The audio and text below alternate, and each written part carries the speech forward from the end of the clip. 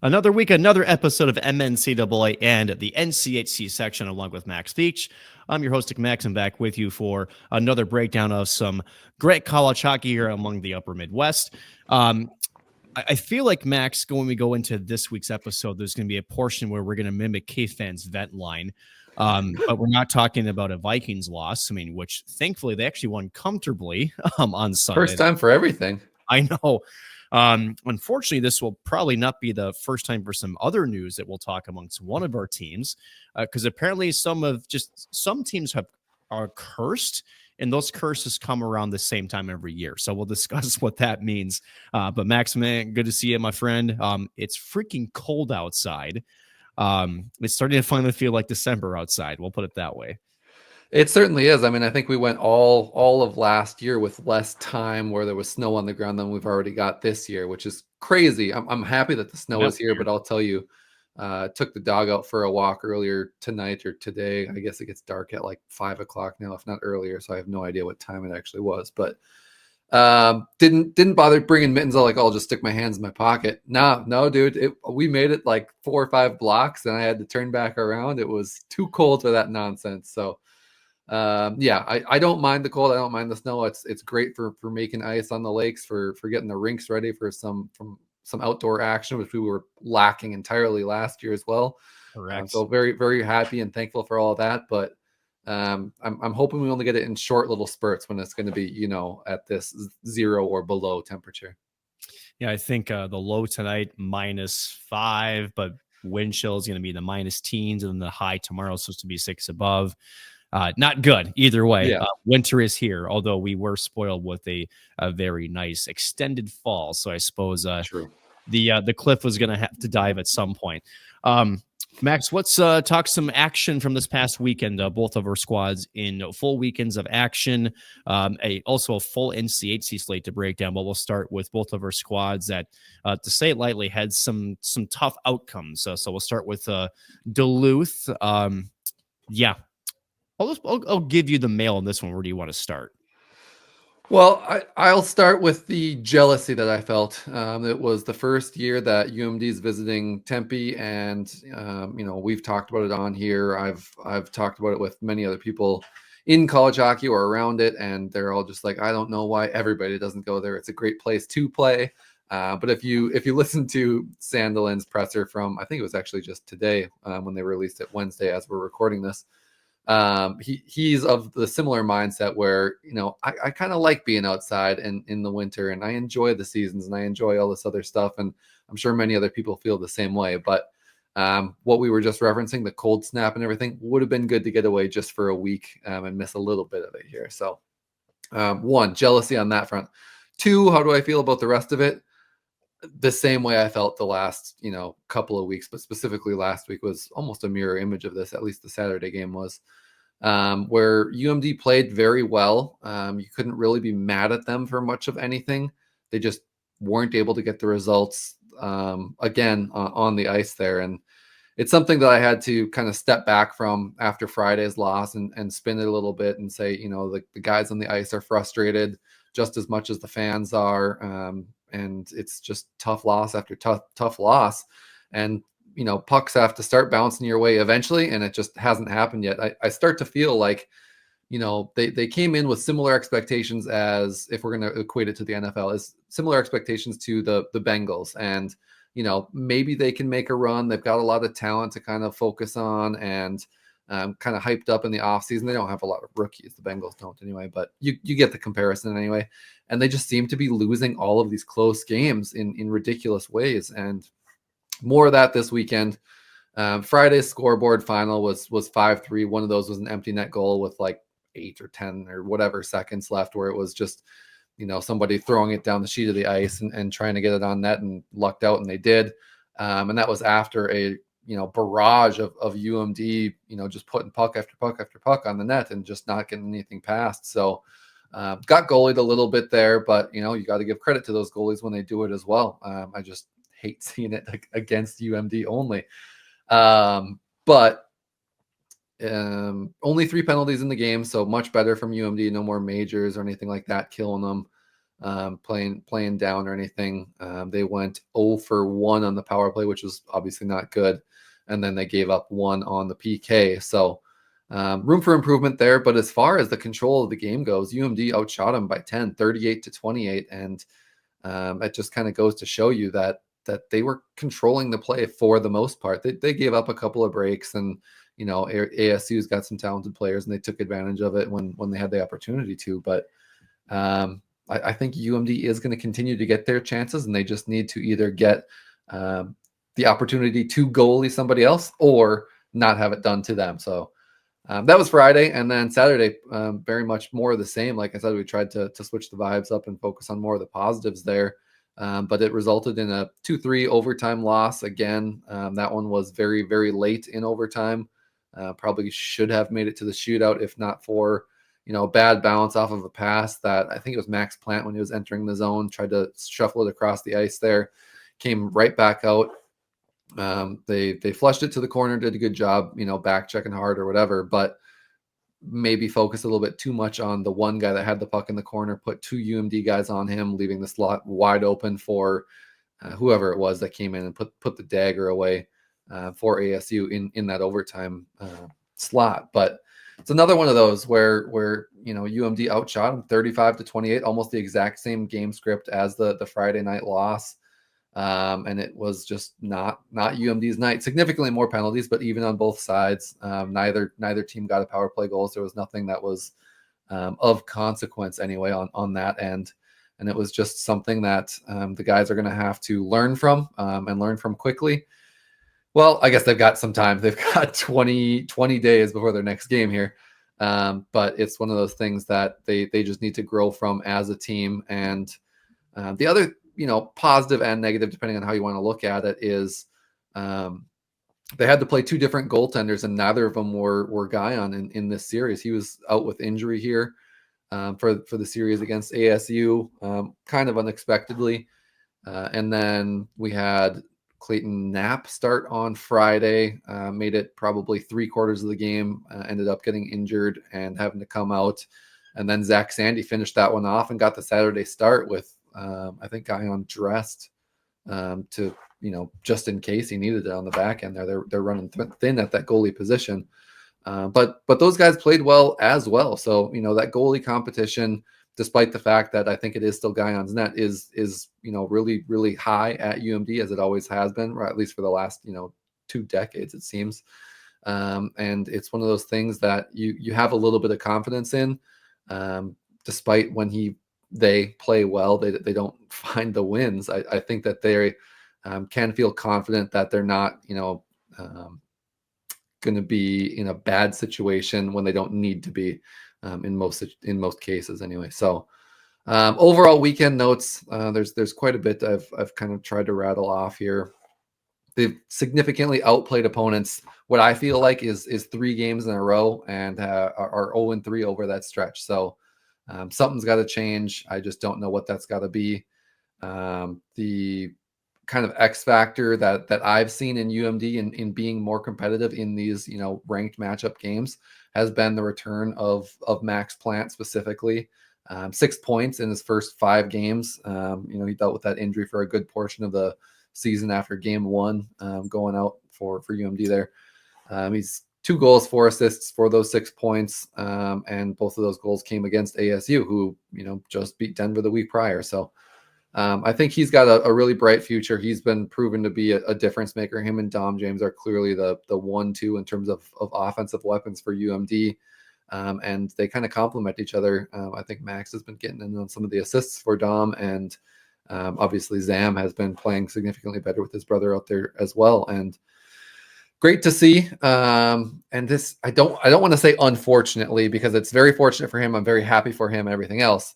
A late addition to the World Junior or I guess maybe not roster, World Junior camp anyway, in going and trying to make that team is Max Plante. So he'll be joining, Kleber at camp there, away from UMD. They're going to be without him for at least, I think, the Bemidji series, or both of them for the Bemidji series.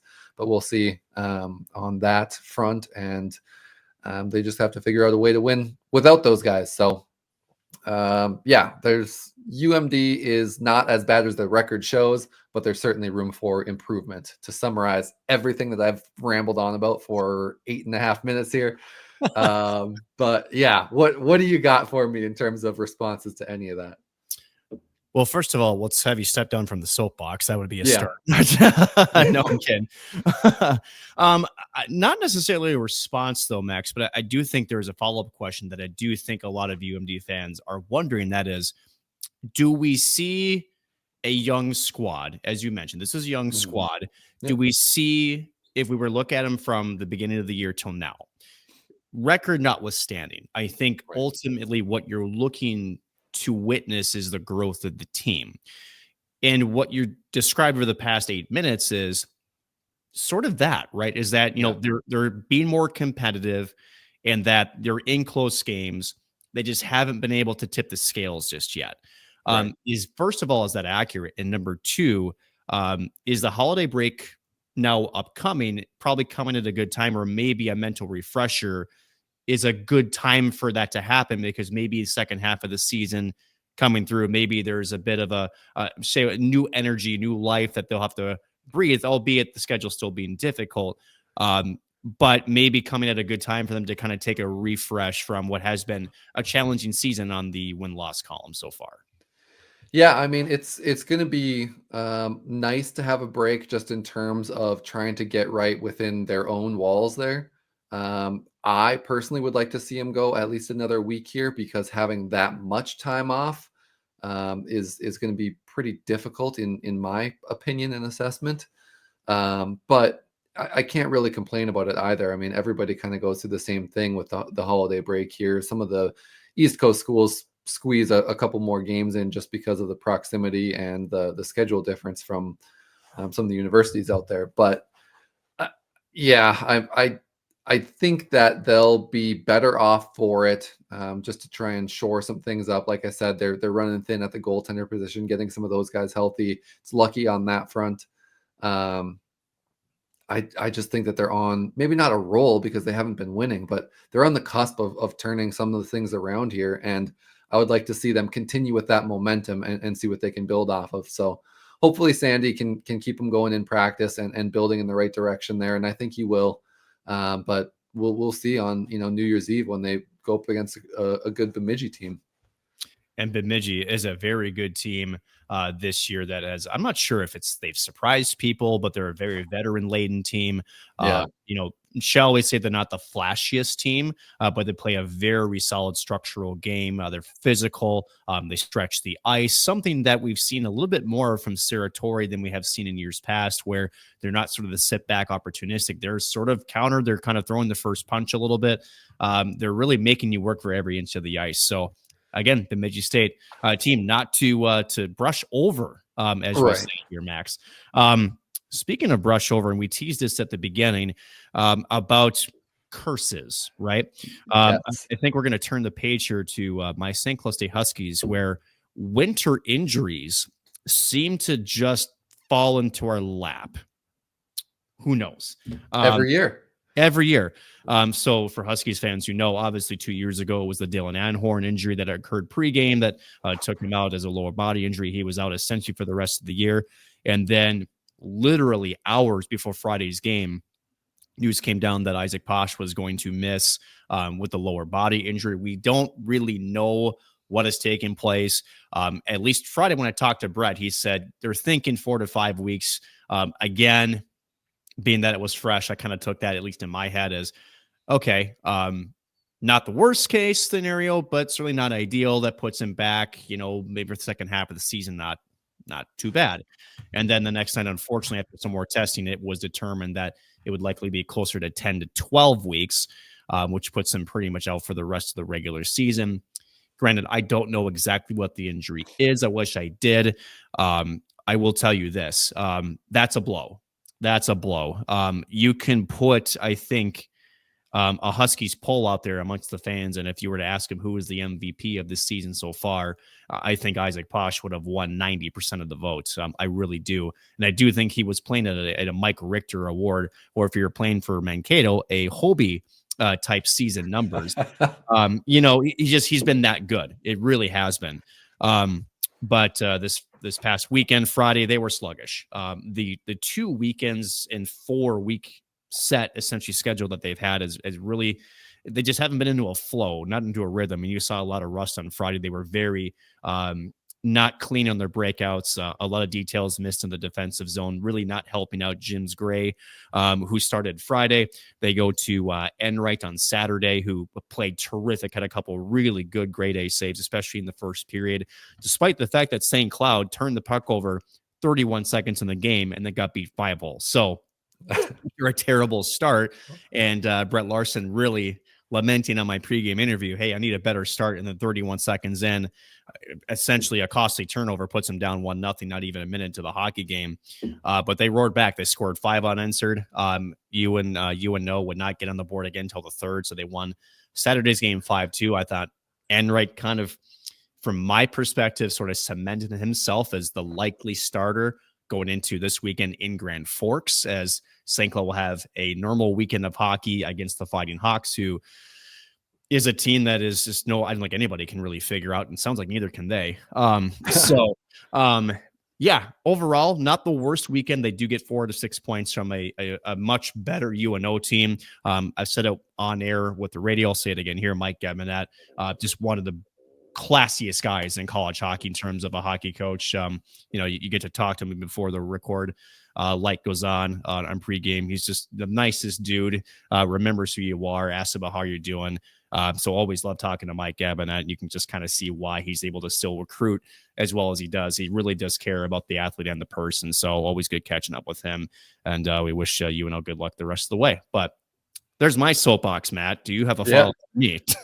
Do I have follow-ups? One, I am upset that we both have to deal with goalie injuries. Yes. Thankful that ours being UMD is seemingly a little bit shorter time frame, but we've had to deal with a different star in our team out for 5 weeks. So my sympathies to you and the rest of Huskies Nation. I understand what that feeling is like.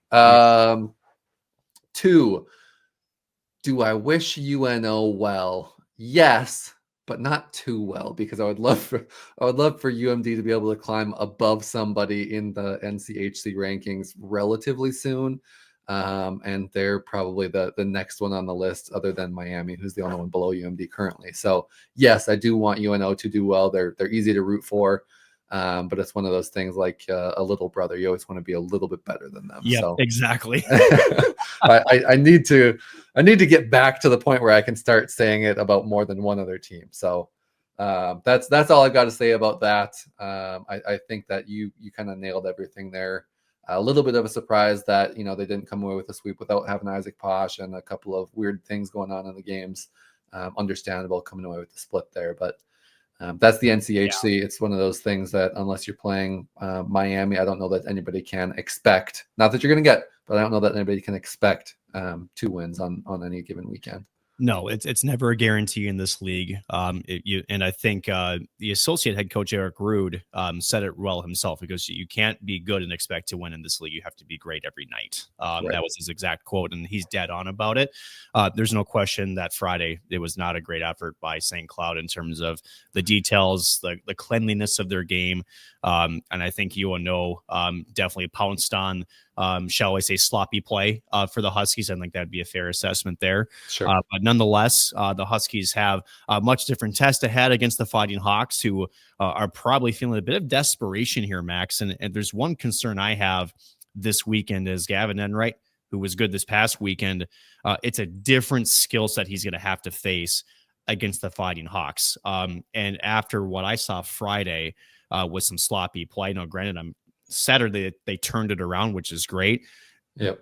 But it does, maybe it's a Husky fan in me that just wonders what Friday night up in Grand Forks is going to look like, right? You just cannot give the Fighting Hawks a second of breathing air, because they will make you pay for it.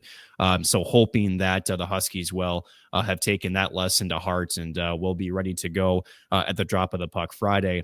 But more so, I'm curious as to how Brett Larson is going to handle the goaltender position. As I said, I thought Enright looked the better goaltender Although, again, there's kind of a rose-colored glasses from Friday because the team in front of Jim Gray didn't really play well in front of them, and they still came away with a overtime loss in that game.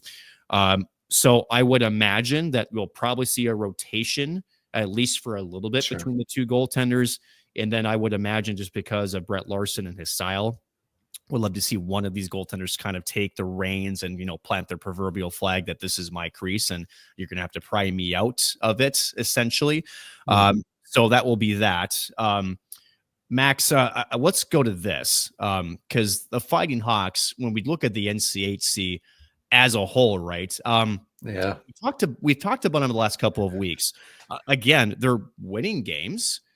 It's the opposite of UMD. They're not playing well, but they're winning games. Right. And again, it's not taking anything away that North Dakota is a bad team, but I do think it's fair to say that this team is not nearly the team that anybody around the country expected to be. I think they thought that, and I think myself is included, that they would be a contender for the top spot, not only in the conference, but also a team that would be a top 10 in college hockey candidate. And they have not looked either of those parts so far. Max, I'm curious, because you played them earlier this year. What are your thoughts on the Fighting Hawks? There's another one. I feel like I say it every week. I am not legally allowed to say anything bad about them with the way that they throttled UMD. I'm removing myself from UMD fandom for this section. North Dakota has to figure it out. And I will give them a little bit of credit. They are still dealing with quite a few injuries. I think they are very freshman heavy, or at least underclassmen heavy in the lineups that they've had to put out there recently. So that has a lot to do with some of the slower starts and things of that nature. But even those freshmen, you're talking about some of the guys that were coming in with, pedigree and this long list of accomplishments already in their career that you think wouldn't need that type of a warm up or a runway to get going. And that Friday night game against Miami was an eye opener for fans of North Dakota and the NCHC and college hockey as a whole. I think there's quite a few people with their second screen or whatever it is, watching that game and seeing how it was going to play out, because I think Miami had the lead in that game, not even a tie, a lead in that game until the last 2 going into the third period. They actually allowed 4 goals in the second period, meaning the Red Hawks. Right. And it took essentially putting the Fighting Hawks on the proverbial, knockout punch for them to wake up. Maybe, Max, is that maybe fair to say? No, it's absolutely fair to say. And credit to them. They got it done. And it doesn't always have to look pretty. They did it without overtime. Even I think they scored one really late there to push it, so they didn't have to do that. So it's something that I think, Bubs was probably getting on the guys about and saying this is not one we can lose, let alone, give up a free point to. But I think credit to those freshmen and credit to them. But there's cracks in the armor that are showing right now. And a lot of it is injury related, but it's going to be something that teams are going to try and find ways to exploit in the future. 100%. Let's recap some of that action between the entire conference here from last week. It was the last full slate of games for the calendar year. Maybe the big surprise, and maybe not, Max, I want to get your opinion on this. Colorado College got swept by Providence. Now, granted, the Tigers are on the road up in Providence, Rhode Island. Friday night, it was a 4-3 win for the Friars, and then on Saturday, a much more convincing victory, 5-1, Providence prevailing over Colorado College, who has also kind of been on a bit of a skid lately for the CC Tigers. Western Michigan, how about that, right? They do take 4 or 6 points from Denver. Denver, ever since they started 12-0 and after getting swept by Arizona State, has looked a little bit more human. We'll put it that way. The Broncos winning 3-2 on Friday night, and then Denver eking out just a 3-2 overtime win. Again, both those games in Kalamazoo. We talked Miami and North Dakota, and to your point, Max, that goal came with, if I've got the box score up here, with just about 24 seconds remaining in the hockey game for them to get that regulation win. They came off the freshman Sacha Beauvoir. I believe that's how you pronounce his last name. Those darn French Canadians always get me. But anyway, we move on. So again, the last minute heroics, that's where, again, your high-end talent can kind of shall we say, put some masking tape over some of the bigger areas in your game. We talked St. Cloud State and Omaha, again, 4 or 6 points for the Huskies. The big one, again, Arizona State and Minnesota Duluth. Oh, goodness, but it is what it is. So, yeah. But what does that put us, right? Where does that put the conference standings? So here's where we are as we sit here recording this Wednesday, December 11th. For the NCHC standings, how about this? It's Western Michigan on top with 19 conference points. They are 6-1-1 in the conference. How about this? Number 2, Arizona State. They're 5-3 with 15 points. They're 8-7 overall. The Huskies at 3rd place, 4-2 in the conference, 13 points. North Dakota is sitting in 4th, 4-2 with 12 points. How about this? Omaha, 11 points, 4-4. CC, 10 points, 3-2 and 1. Denver in 7th place with 8 points, 3-3. And Duluth with 7. Miami just with 1. They've got that one overtime loss against my Huskies, but they're technically 8-0 in conference play, 3-13-2 overall. So how about this, right? Between what's essentially 7th, maybe let's throw in UMD 8th up to 2nd place. That's an 8-point difference, Max. Remind you, 6 points on the line every weekend. There's a lot of traffic there in the middle of those standings. So to your point with Duluth, and I kind of want to expand on this a little bit, despite the frustrations between your squad, the youth, and the bounce is not going your way, you're within a weekend's reach of climbing up the standings pretty quickly if you can find a way to finally turn some of these close games that you have been on the losing end into winning ones. So is there a silver lining here for UMD Bulldogs fans? Yeah, I think you nailed it. It's one weekend away from home ice and your NCHC playoffs there, and it's something that Arizona State just proved that you can beat a team like Denver any weekend there. You just gotta, have a plan going in, because I think Arizona did have a great plan and executed it great, and that's exactly what you're going to have to do, and it's going to have to change, and you're going to need to be flexible at least a little bit week in and week out there. So yeah, it's not the end of the road or the end of the world for any one of these teams. I think, until we hit the 2025, probably mid-January or like the 1st of February, then you have a really good picture of where people are going to be standing at the end of the year, or at least who's going to be the front runners. And then those middle 3 or 4 slots are just going to kind of shuffle throughout the remainder of it there. But I would have been surprised if you told me this is how it was going to be this late into the season here.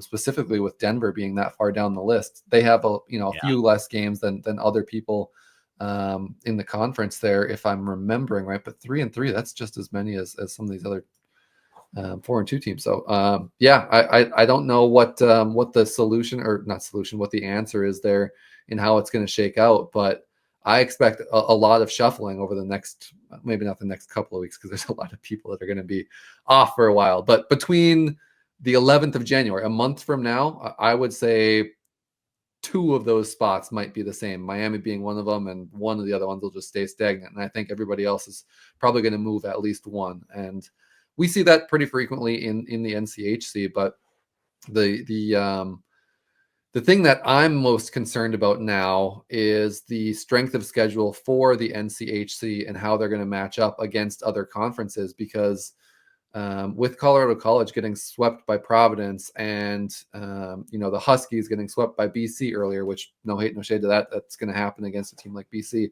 and all of these losses kind of stacking up against Hockey East, the NCHC is not going to have an easy time getting more than 3 teams into that final 16 or 15 slots, or whatever is going to shrink past there with other conference winners there. So the same way that they were getting teams kind of pushed out at the last minute with Colorado College or Arizona State or some of these other ones in the last couple of years, we're probably going to see that again, just because the strength of schedule and the pairwise is going to come into play pretty significantly, where if it's them or somebody that's got a similar record from Hockey East, whether it's Providence or UMass Lowell or one of those other teams that might not be a 1 or a 2 in the conference, those ones are probably going to get the nod over the NCHC because of that. So that's where it's going to become critical to start winning these games pretty quickly for any one of these teams here, if they want to make a push to kind of stack that postseason tournament roster and represent the conference well.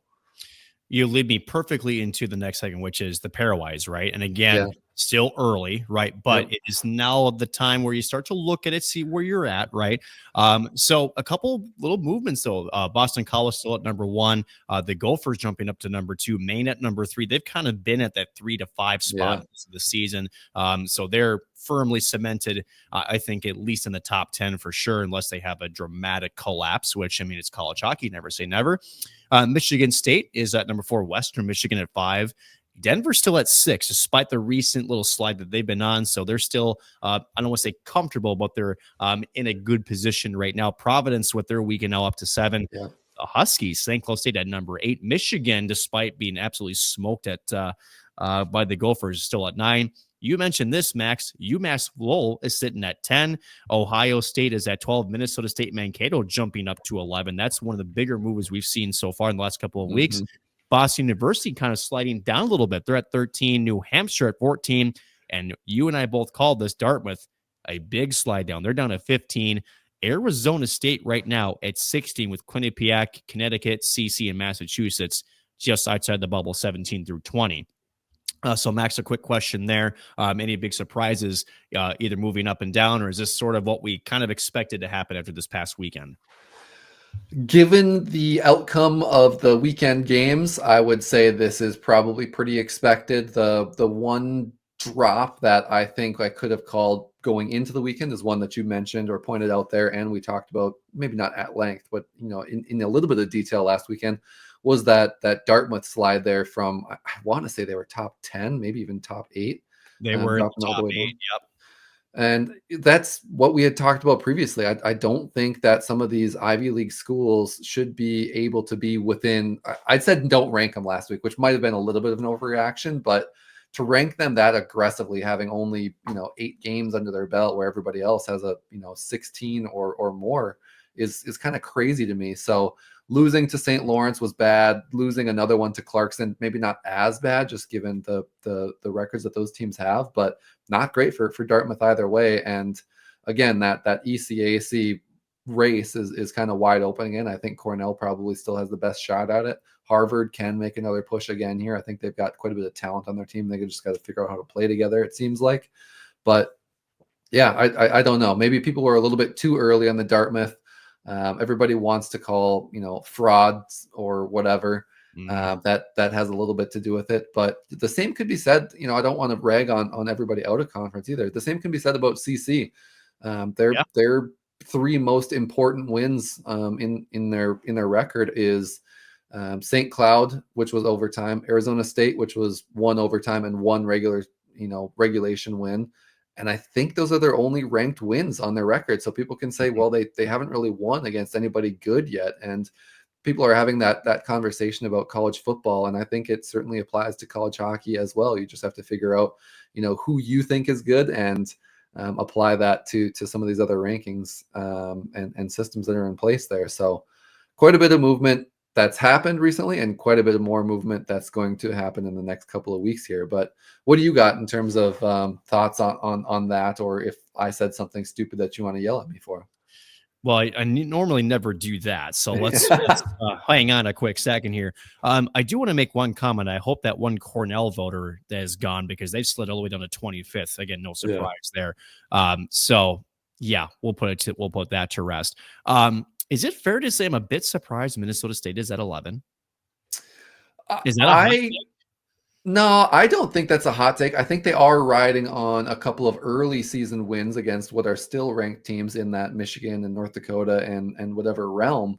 But the more that we're seeing some of this North Dakota slippage or cracks that we talked about before in their game plan, maybe that makes a little bit more sense. And those same arguments that I was just talking about for CC is, who have you beaten? Well, who have you beaten once teams figured out who they were? Because if you remember, Michigan started out the season pretty poorly. They dropped significantly, and they've made their way back up until this past weekend, where they dropped pretty significantly again. So it's a luck of the draw in terms of which team you're going to be facing every weekend. And I don't mean that in the opponent that's on the other side of the ice, but how that opponent is actually playing. So some of these teams have a little bit more Jekyll and Hyde to them than the other ones. And If you're a team that's capitalizing on somebody having an off night pretty regularly, then good for you. And if that's how Minnesota State's done it so far, good for them. And I don't know if I have an answer for that. I think they're getting great goaltending. Don't get me wrong. I think that's a big part of their success right now. But if they can continue to rely on that and ride that forever, then I think they can keep this up for the rest of the year, because their schedule is going to be significantly easier to maintain than some of these other people in Hockey East or the NCHC or some of these other conferences where it's a little bit more even, or you're going to be facing some of those ranked teams more frequently. And then the last comment I'll make here, Max, about the early, we'll just call it the too early pairwise. Yeah. And I don't know if this is just me or maybe I just am crazy. How is Wisconsin, after a 1-9 start, essentially, somehow they've risen to 32nd. They're now 6-9-1. And I just don't understand, because you're the math guy, you're the pairwise guy. So help a brother out here. How they can ascend, granted, are they still far and away a long shot as it stands to do something in the top 16, but we've seen crazier things happen. Wasn't there a rule that, was it Wisconsin that made for pairwise? Was that right? The 50-50 rule, or the that 5? Sounds familiar. Yeah. Yeah. Okay. So I'm not crazy. So Wisconsin can break the math. That's what I was getting Correct. at. But to me, it's a bit crazy that they've gone from what essentially, I think the last time we checked, we're in the 40s all the way up to like the early 30s. And granted, there are some good teams in the Big Ten. So maybe the question is it really that, it's really not that crazy to think they could pull off a miracle run and end up in the top 16 with the competition they have to face? It isn't out of the question, isn't it not? No, you're absolutely right. I think taking 4 points out of 6 away from Michigan State, who was previously ranked number 1 this past weekend, is a big part of that leap that they've made there. But again, playing in the Big Ten, you're going to have more opportunities to get those types of wins than some of these other conferences, because those big wins, they matter in those pairwise rankings.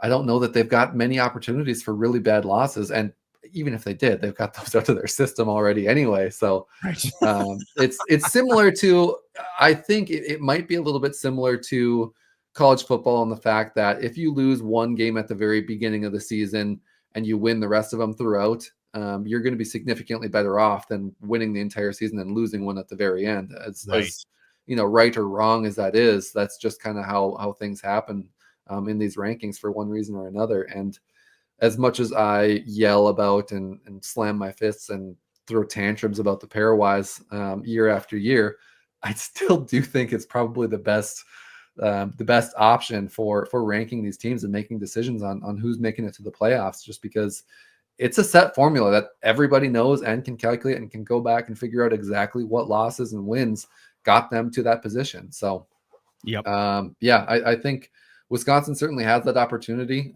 They've got a couple of good games coming up here. I think, wins against Penn State is not going to do a ton for you, but even Ohio State, who isn't blowing anybody, away. I mean, they just got another sweep last weekend as well, but that's another winnable series against a ranked opponent. And then if you can pull some off, pairwise too. So you talk about comparables.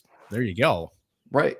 So I think for the ability to make leaps and bounds upwards, I think the Big Ten has as good of a chance as anybody, probably them and Hockey East right now, in terms of flexibility or upward mobility is probably the more apt way to put it.